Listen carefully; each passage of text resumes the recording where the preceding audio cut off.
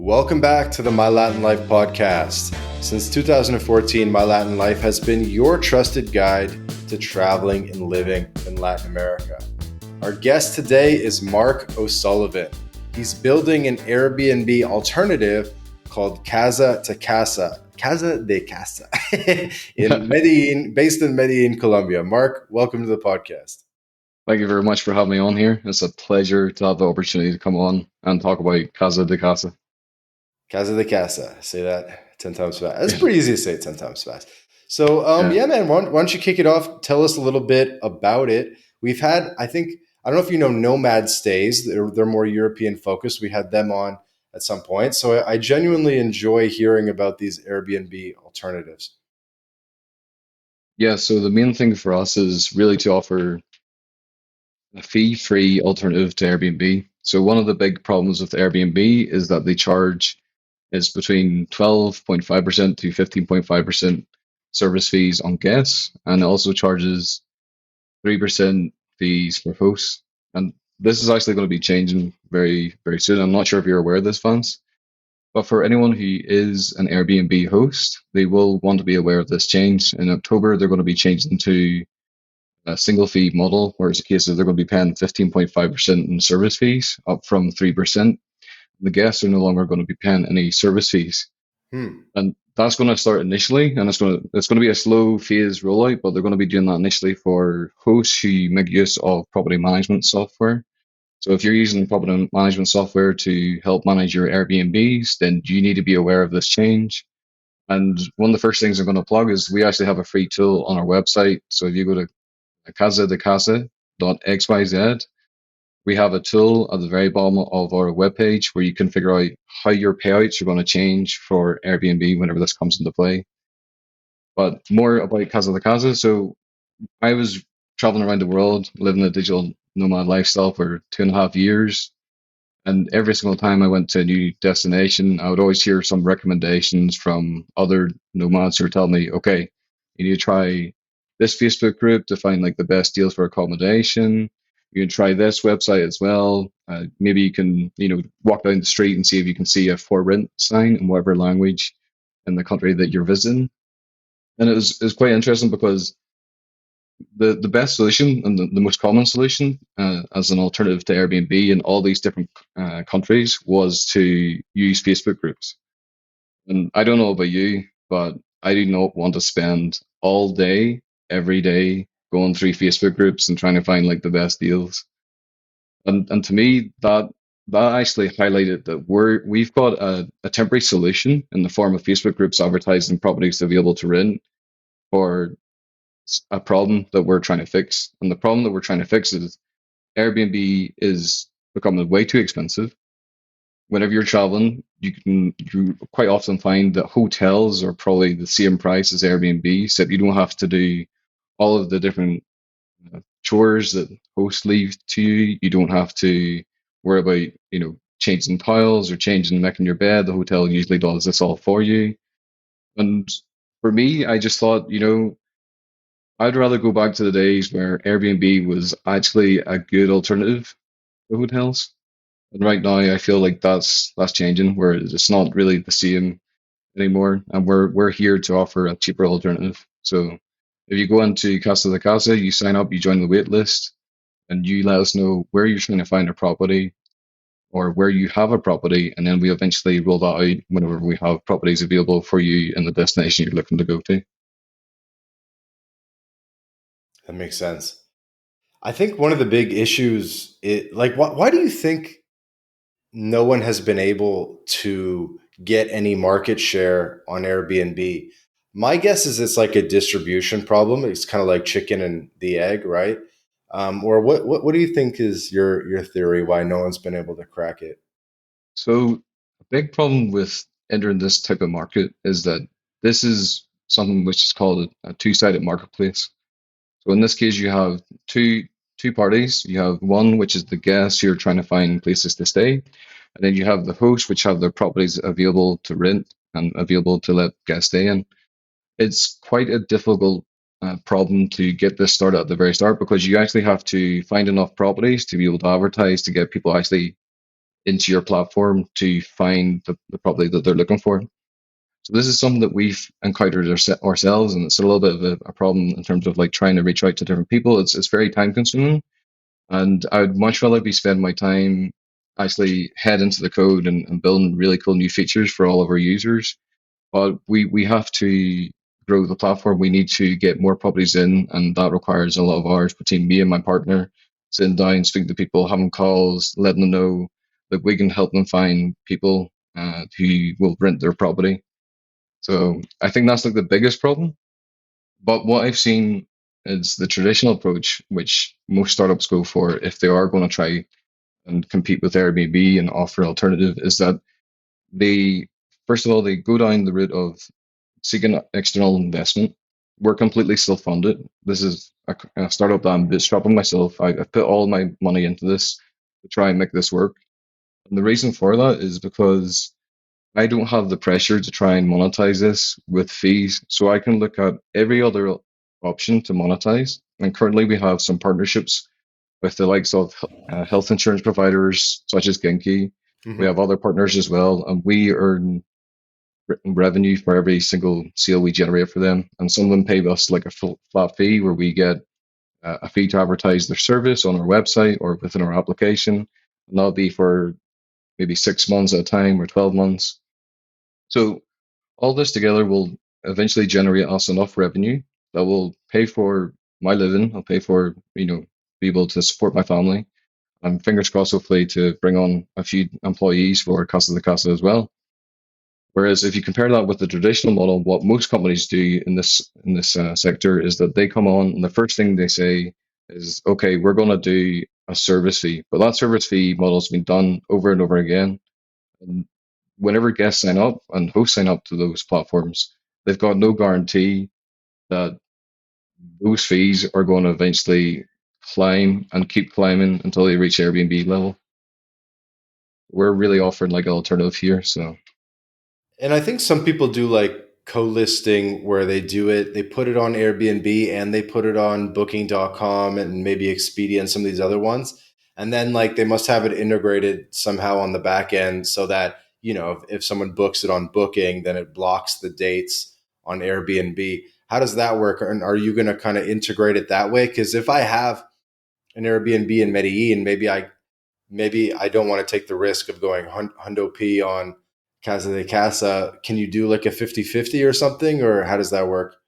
So the way that usually works is that these platforms operate under like a shared calendar where you can export that calendar and those calendars get filled up with booking requests in terms of like this is your apartment, you've got it booked for say next week, or you maybe got it booked for 2 days of next week. And that's actually that information is relayed onto the other platforms to let them know, okay, this is not available on this date. We currently don't have that inside the application right now. It's something that we will be introducing in the coming months. It's really because our focus at this moment is just growth and trying to get on as many properties as possible. We're trying to help people who are looking for properties here in Medellin and some other cities like Bogota, and it's trying to find where's the best use of my time right now. And what we're trying to do right now is trying to grow the platform, have more options, and we're also going to be rolling out like a brand new search functionality where you can filter by locations. So at the minute you can only filter by price, number of bedrooms, number of bathrooms, and also the features which are most important to you. So it's something that right now what the host can do on our platform. We do have an alternative. It's just something that is not the ideal solution. It's not what we want to have. It's something that's just will help the people who are advertising their properties right now. And what that is they have a simple button inside of our application. They just say, look, unlist this or hide the property. And it's no longer going to be available for those who are searching for properties inside of our system. Okay, cool. Makes sense. I could definitely drill like endlessly about just I'm just very curious about how this all works, but maybe we'll take a step back and I'm curious about yourself because we haven't done like a full intro here. So maybe you could kind of introduce where your lovely accent comes from and kind of how you ended up in Colombia. Yeah, so I'm from a very small town in Northern Ireland called Ballymoney. And if someone's heard of that town, I'll be really surprised. For context, my town has 10,000 people in it. So it's a very small place, and I've went from a town of 10,000 to now living in Medellin, which is, there's like 5 million, I think, living in Medellin. Hmm. And I'm pretty sure that's close to the entire population of Ireland itself, the entire island of Ireland. So yeah, I was very lucky and very fortunate that I managed to get a remote job in 2018. Hmm. And from that opportunity working remotely, first in that in my contract, I said, okay, you can travel anywhere within Europe. And I made a full avail of the opportunity. So I started going between Spain and Portugal, going 6 months in Spain, 6 months in Portugal, making sure I wasn't going to be extended 183 days to become a tax resident. And the reason for that was really I just wanted to enjoy the nice sunny weather instead of cold, Yep. cold weather in Ireland. So yeah, that's where I'm from. So step one was Spain and Portugal, and then you wanted to kick things up a notch. Yeah, so Spain and Portugal initially, and then after that, what happened was I started contracting. So I've got like a lot of years of experience working with different startups. I've been working with different startups for 9 years, and in that time, I think I've worked with maybe 6 or 7 different startups. And the whole reason for this is that I wanted to go and get the experience of working with all these different startups and work out, okay, how exactly do these startups work? What decisions are they making? How do they make those decisions? What's just everything that's happening behind the scenes. And the reason for that is that I always knew in my head, I was like, I wanted to build something. I just didn't know what it was going to be. I was like, okay, eventually, when I have the experience, when I have the skill set to be able to build everything that I need to be able to launch my own startup, whether it be like a mobile app or website, then I will do that. Hmm. Uh, it's just so happened whenever I came to Colombia and I had a really bad Airbnb experience whenever I arrived. I was like, okay, I've had enough of this. It's time for me to, do something like this. And I was tired just waiting. But yeah, to go back to where I was, so I started off in Spain and Portugal. And then after that, I was working as a contractor. And that really allowed me the freedom to work anywhere in the world. Clients were saying to me, listen, we don't care where you are as long as you get the work done. Hmm. And I think whenever you have those kind of gigs, and I know that's something that's very interesting to the digital nomad community, is something that comes up over and over again. How can you get a job where you can just have the freedom to travel?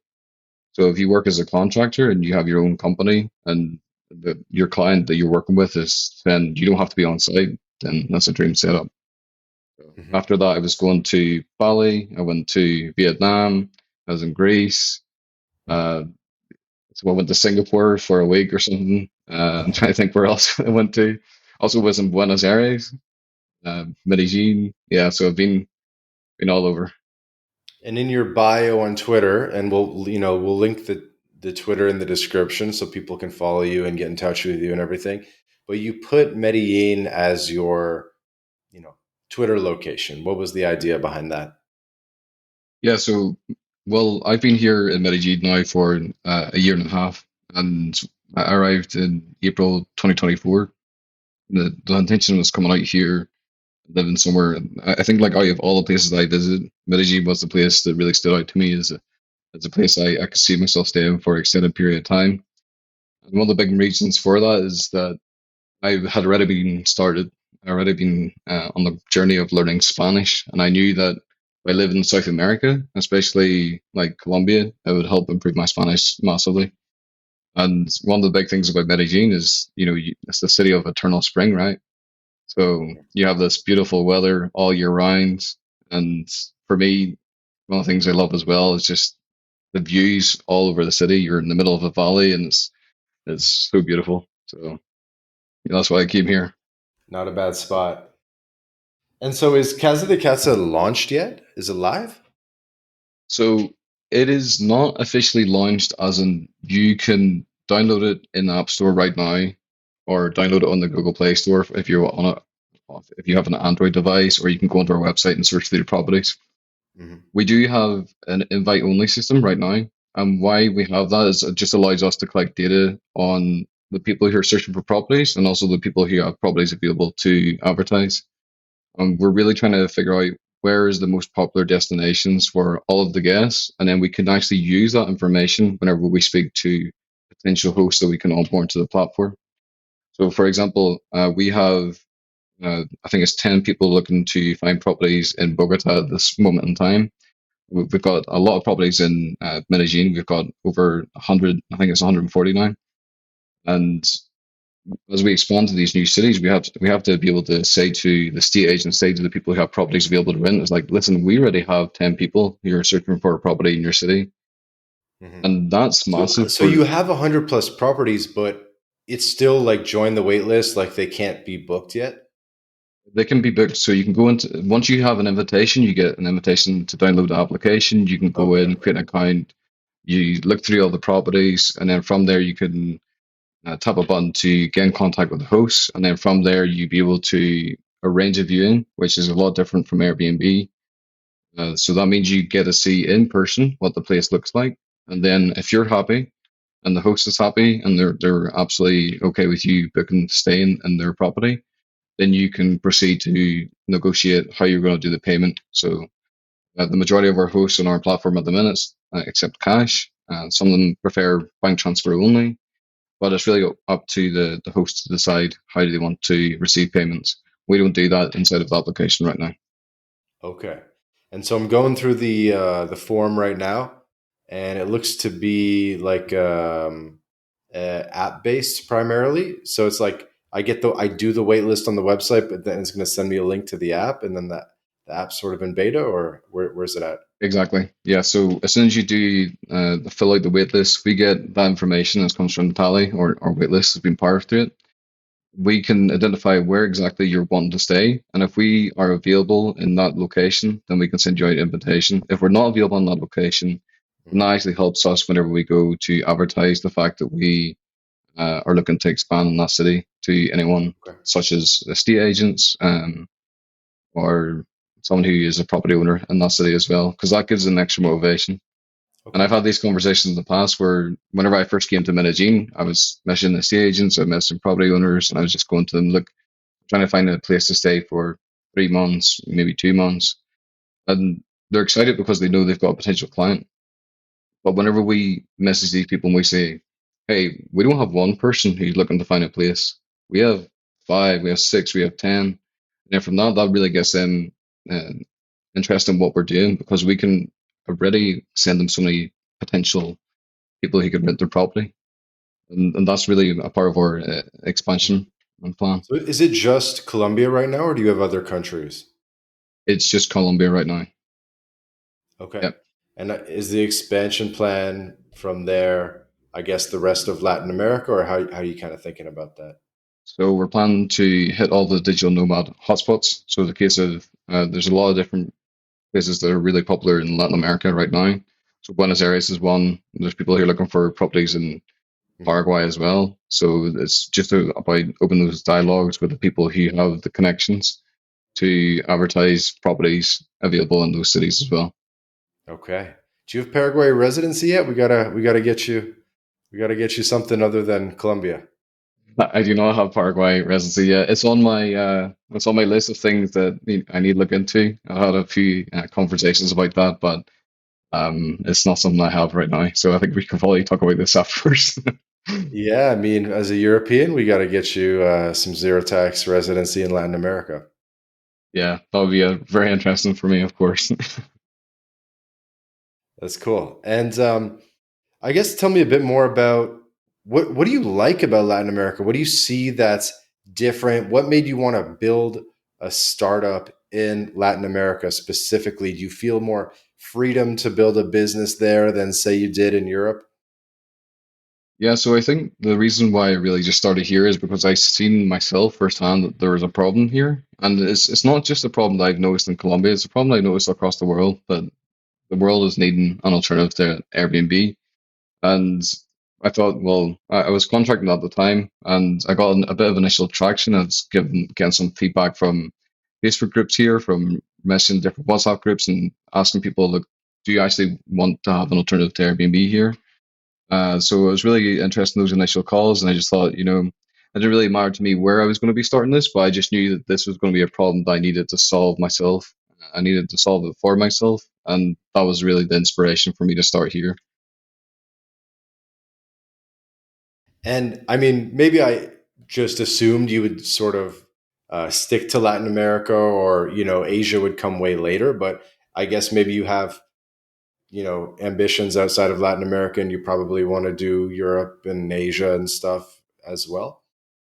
Yeah, so The the U.S. reason why we're focusing on Latin America right now, and potentially we might expand to Spain around about the same time, is that we have the benefit of all these countries speak Spanish. So Yeah. it reduces the need for us to have to do so many different translations, and that's kind of the problem whenever you go to Asia, is that nearly every other country there has its own language. So if you're trying to onboard a lot of hosts into the platform, Mm, potentially you might go to somewhere like Vietnam where the local people, there's not like a great level of English fluency with the local people. So they're going to need the platform to be completely translated to Vietnamese to be able to get some good traction, get a good right. number You of need like a country good manager supply. there. Yeah. Exactly. So it makes it a lot more difficult. And because we're a small team, we're bootstrapping. It's completely self-funded. It's just me and my partner, and it, that would take a long time. It'd be a very difficult process for us to go through that. And strategically, it makes a lot of sense for us to focus on Latin America. We can roll out to Paraguay, we can roll out to Buenos Aires, we can do Chile, we can do Panama, Bolivia. All these different places can be covered because they all speak Spanish, and that's Mhm. one of the big benefits.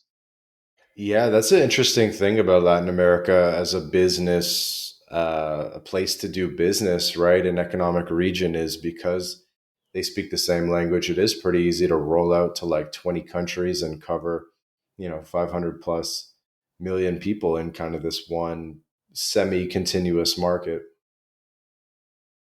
Exactly. And what I've found as well is that whenever it comes to tourism and where the tourists are actually coming from, especially here in Colombia, that the number one nation that Colombia gets all its tourists from is actually from the United States of America.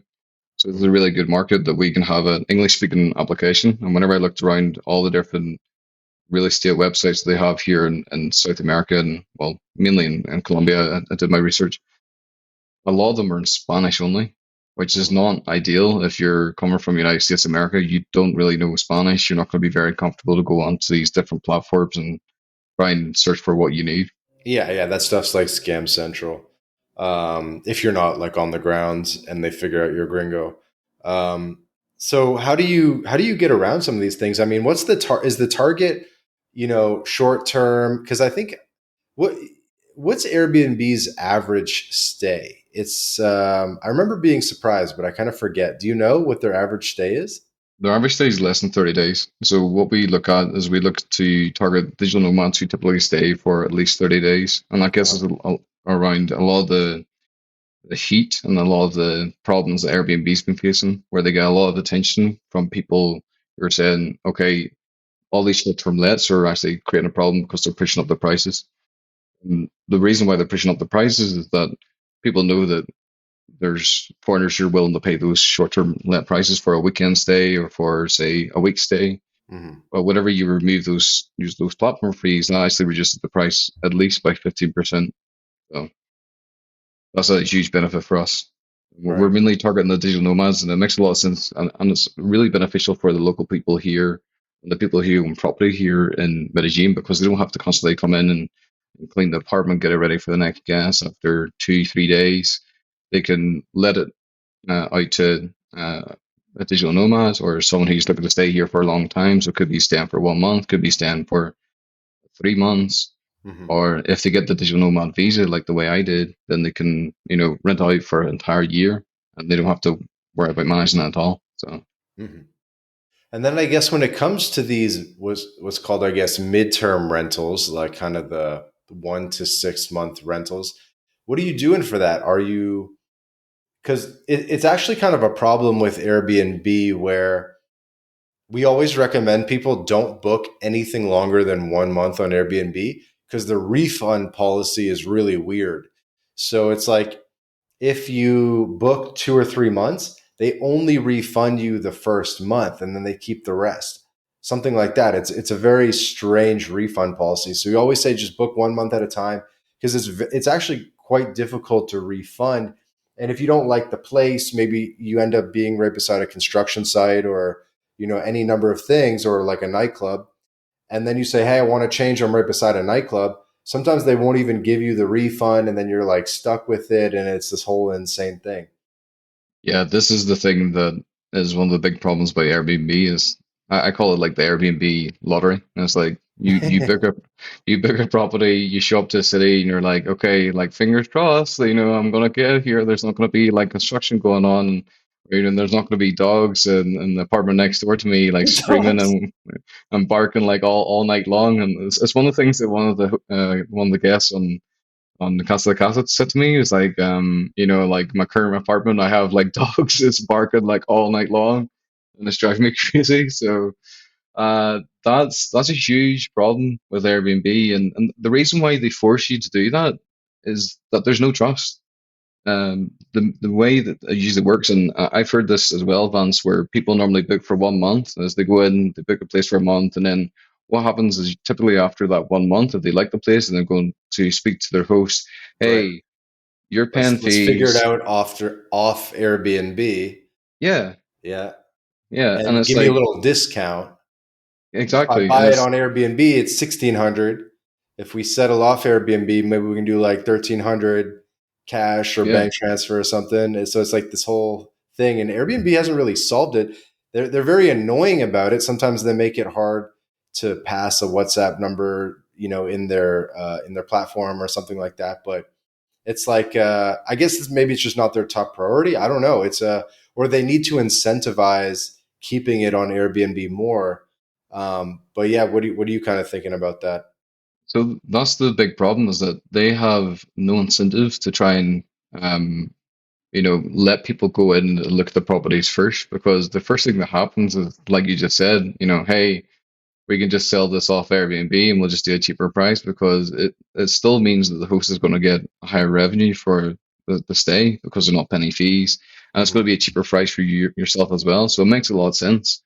That's one of the reasons why you have to book before you stay. And I think I didn't agree with that. I just thought like the Airbnb lottery is just Wait, you're going to it's let people check it out before they pay? yeah. There's no payment inside of Casa de Casa right now. We trust that Wow.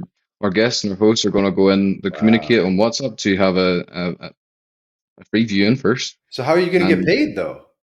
so our revenue model right now, and the only thing we're doing right now is to generate revenue through our partnerships with Genki, with all these different providers. We have home insurance providers to Okay. help out the hosts who need home insurance So you're not even because going to facilitate the financial transaction of the rent payment, it's basically, something that the we booking can do payment. in the future. It's something that I would like to do. I would like to have it as an option, especially because there's going to be some people who don't feel comfortable doing a bank transfer to the Uh-huh. guest or to the Right. host. So in those cases, we want to give that as an option, and we have to figure out, okay, how can we provide this as an option where we're not going to eat the fees? Because whenever you're offering in-app payments, you have to pay for fees to cover that transaction. Right. So it's going to be a case of having a dialogue back and forth with our current host inside the platform and say to them, look, this is how much it's going to cost us to eat these fees, and this is how much it's going to cost if you want to handle those payments. And I think we just need to figure out a model which is going to work and make sense for both the hosts and for Wow. ourselves at Casa de Casa. Okay. Yeah. And So one is of the there going to be options, any like sort of instant book feature in the future, or it's all going to be like sort of a negotiation or something, or is there going to be like a buy now button? I think the danger with the buy now button and instant book is going back to the lottery worst case. So you could show up to a place and you realize, okay, this is not ideal. And I think that is a problem. There's no reason why we can't do it. We can eventually introduce that as an option, especially whenever we have the option to do payments inside of the platform. But I would always encourage anyone who's looking to stay long term in a property in a brand new city is that they should try and check it out first. I know it's not ideal if you're traveling, for It's not example. realistic though. Like not everybody. The whole point is I mean, that would only work for certain people that like boots on the ground. type of thing. exactly. So it's really like, okay, I'm gonna like get a place in a hotel for a week or something, and then I'm gonna leverage Casa de Casa for the long term Yeah. lease. So that's the idea that we would recommend people to do that. And you can, of course, arrange a booking without being boots on the ground where you can't say to them, look, I'll take that apartment. But I always think there is a security concern with that. As the exact same thing whenever it comes to Airbnb is like there's no check or mechanism inside of Airbnb whenever you go to list a property where they verify that the property is real. So Hmm. you have that problem. As in, the reviews help because you think, okay, these reviews seem legit. But what happens quite often with the reviews in Airbnb is that, and I've heard this, and it's not great, is that you have hosts who would speak to their friends and speak to family members, and they say, "Hey, I got a brand new Airbnb. Can you help me out? Can you leave a really good review?" And it's really interesting because what happened whenever I booked that place in Medellin whenever I first came here in April 2024. I looked at the reviews and they're saying, "Oh, this place was spectacular. It was so great. It was so comfortable." And then whenever I got there, the place hadn't been cleaned. It was an absolute mess. There were stains all over the sheets. And the place was unbearably hot. I thought it was cooking as soon as I walked into the building. Into the actual Hmm. property itself. So the reviews is something that we could add to help give some reassurances, but we need to be very careful about how we do this because there's still scams on Airbnb where it's a case of people leave up these fake reviews and you need to make sure you can verify that. Yeah, yeah. What are some other innovations that you're gonna sort of implement? I could definitely name like more problems, but Yeah. what are you kind of thinking about? What's So like kind of top of the list? so we have a number of things that we'd love to do, but like I said, the resources we're really stretched thin in terms of like how much time we can invest into uh, new features. Mhm. There's things like, for example, one of the big problems we hear from both guests and hosts about Airbnb is the dispute and the customer service. So if you go into an Disputes fucking Airbnb, suck. Oh my god. yeah, so like the whole problem is that whenever you start that conversation with the Airbnb support team, is that you have no control over who they're going to assign that to. And because of the way we are, humans in general, some of us will be more lenient towards the guest, some will be more lenient towards host. Some of us might have a bad day, where it's the case of we're just like, oh, screw this person, I just, crashed my car like the other week and I'm pissed off about the world. And they could just take this into their decision making. And I think it's quite a dangerous system. It's quite an unfair system at times as well, and it's where I see like a lot of complaints, and where I hear there's a lot of complaints about Airbnb. And one of the things I was speaking to some of the hosts recently on our platform, I said, look, there is something that we could potentially do where we can invite other hosts to get involved with the dispute process. So it's a case of you leave a property and you get charged a $500 bill because someone said that you've damaged their sofa. Whenever you go through that whole back and forth process, it's like you trying to argue your case. It's like you didn't make any damage. That was just wear and tear. And it's a very stressful and difficult situation to be in. But if you bring on, for example, this is the way we're thinking about doing disputes inside the platform is that we could have five other hosts who are in the platform who are reviewing the case between yourself and the host, working out, okay, is this actually a legitimate dispute? Like, is this a, a real problem? And should the host be paid out? Or is the host actually trying to just scam this But what guest? you how are you even going to implement that or enforce it because you're not really involved in the financial transaction. So how are you going to be like, hey, host, you got to send them back $1,000, and they're going to be like, F off. And I guess obviously then, they lose their ability to transact on the platform probably, or, they get bad reviews and everything. But there's definitely a lot of short minded hosts out there. Yeah. So, like, this is, of course, what you said is completely correct. Is like we need to go through this step by step. So the first thing is we'd have to do the payment system and have it all hooked up inside the application. Then you go through Casa de Casa, you make the payments, and all the bookings go through our platform. And once we do that, we can implement these kind of systems inside of Casa de Casa. And all the hosts and guests can get benefits from it. But this is the problem with whenever you're starting up a brand new startup, whenever you're trying to bootstrap it yourself, you don't have a team of developers who can jump on board to build absolutely everything that you want to build. You have to Hmm. pick your battles. You have to figure out, okay, what is actually going to give the most amount of value to Hmm. either the guests or what's going to give the most amount of value to the hosts that are currently in this platform. And are you using like a pre-built no code kind of platform, or are you building an app from scratch? So we're using Flutter to build the platform. So that means that we can build as one code base, which allows us to ship for both iOS and Android at the same time, but it also allows us to port it to web. So it's Mhm. quite interesting. Whenever Casa de Casa first started, we were building a web app and we pivoted from doing a web app because we did see there's a competition where we could win some money if we shipped a mobile app. Mhm. And thankfully, due to the decision to use Flutter as the technology to build our platform, that allowed us to quickly shift the focus and be like, okay, we're going to do the mobile app first instead. Mhm. And that's something that we want to roll out in 2026. So hopefully, January, Q1, 2026, we'll have the web platform ready for everyone to use as well. And Flutter's not easy to use. Like you need a real developer to use that. It's not just like drag and drop or something. Like you No, really like it's like real coding still. yeah, it's still real coding, but I think with the benefit of that is like allows you to do a lot more custom integrations. As you know, I've got like a software developer background of 9 years working in different startups. Hmm. So I know how to build things. I know how to build things which can scale as well. So it's exciting whenever I get to sit down and actually do the code and build new features. But whenever I'm not doing that, I'm sitting in business meetings trying to negotiate partnerships, or I'm creating video content and creating content on all the different social media platforms to really let people see behind the scenes and let them know what exactly has been going on with Casa de Casa. I try to be as open as transparent as possible. Totally. Back to the like Medellin startup community. Have you hooked up with people at all? Are you going to any of the meetups?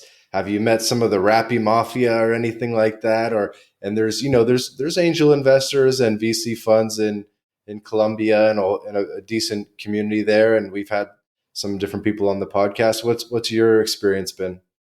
Yeah, so I think like the startup community in Medellin is really good. It's probably one of the best in Latin America, and I recommend people to if they need some intros to get involved in these communities, they can reach out to me.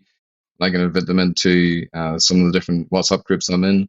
I did went go to it was like a dinner for startup founders and for founders here in Medellin. And it was a really cool conversation. I met people involved in marketing, doing different things, and some people working on AI apps, some working on quitting bad habits, whatever. And it was just a really cool vibe there. So it's a cool place to be.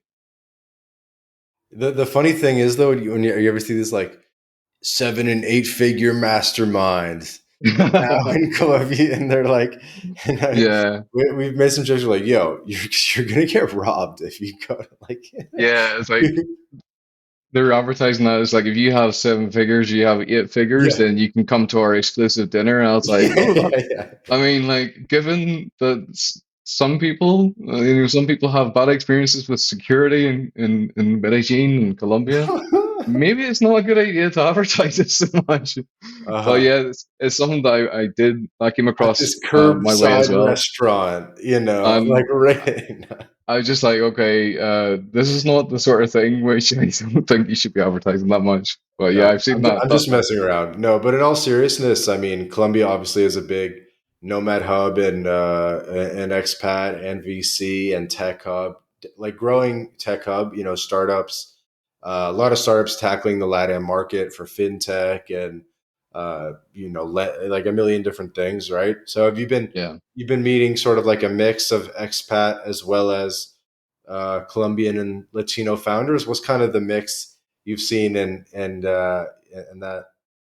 So for me, like I've met like a mix of course, the local founders and then also the people here who are expats and immigrants who are coming from different countries and really doing their own thing here, which is really cool.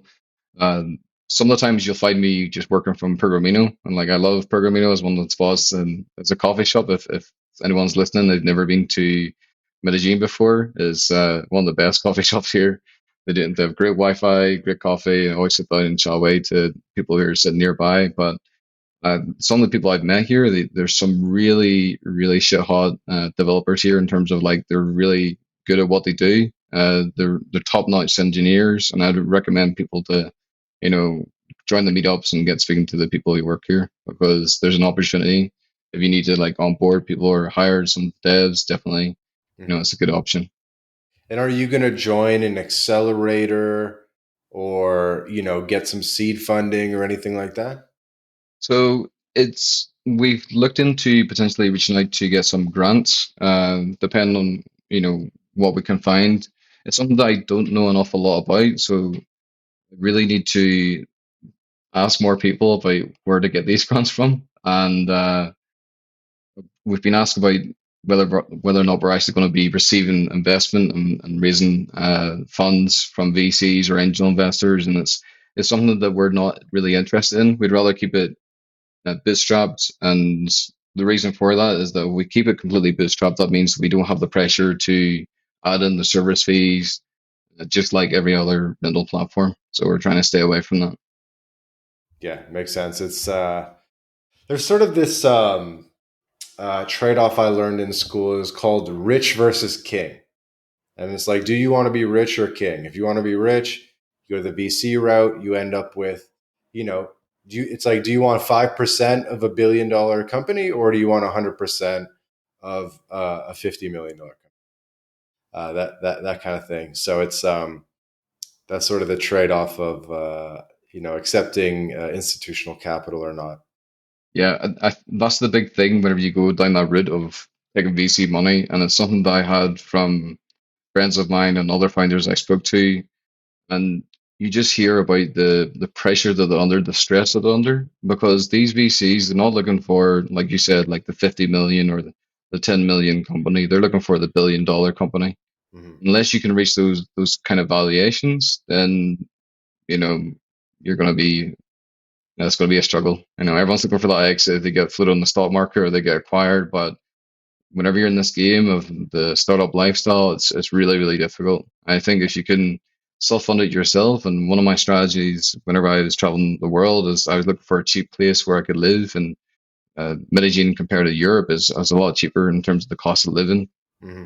And I knew that if I continue to save my money from my contracting, that I can give myself a runway of 2, 3 years living here in Colombia. And that's what part of the reason why I thought it was a good idea to come here as well to Medellin.